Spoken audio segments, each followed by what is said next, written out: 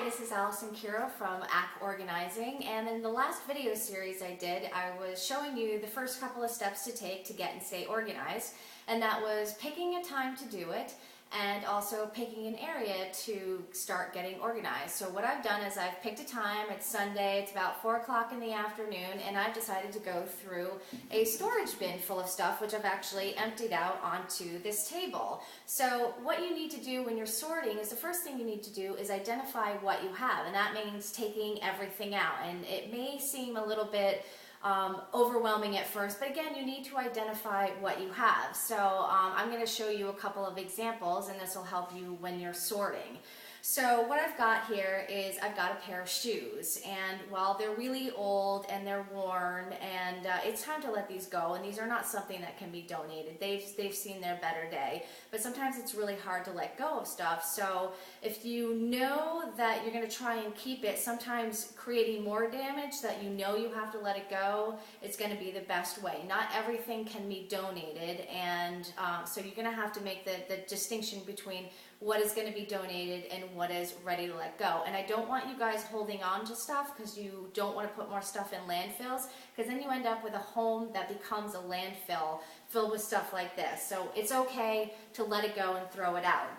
Here's another example of a shoe that has seen a great life. It's enjoyed many trips together. You've gotten great value out of it, but you know what? Now they're causing you pain. Now they don't fit as well. They're cutting into you. This is definitely worn. And yeah, you see this is still good, but the rest of it isn't. So again, it's time to let this go. So this is going to be put into my trash pile, and I'm going to have a pile for trash, and I'm going to have a pile for donations, and I'm going to have a pile for stuff that I want to keep, and I'm going to have another pile for stuff that I want to keep but it's not in the area it should be kept in.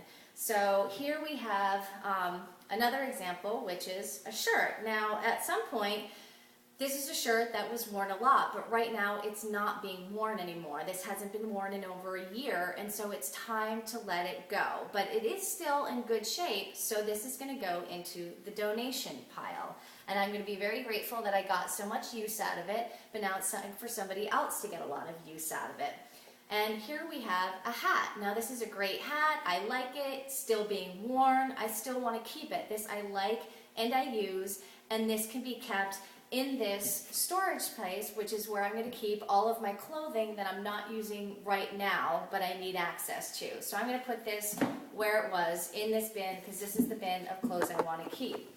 Now here we have a different hat. Now this is a family heirloom, but it suffered some damage and it's no longer being used, and it's sort of being kept because there's that lineage ties, and oh, you don't want to part ways with that, so you sort of keep on to something you no longer use, you no longer like, and you no longer enjoy. And I don't care who gave it to you, what the past meaning was. If you're not using it, if it's not in great shape, and if you aren't loving it anymore, it's time to let it go. Maybe somebody else can find this in a donation shop, pick it up, and start a new family tradition, but that's not your problem anymore. It's okay to let go of family stuff if you're no longer loving it and using it. You do not have to keep stuff just because of a family lineage. So this is going to go also in the donation pile. Now this was something that was given as a gift, but this isn't something that I would tend to wear.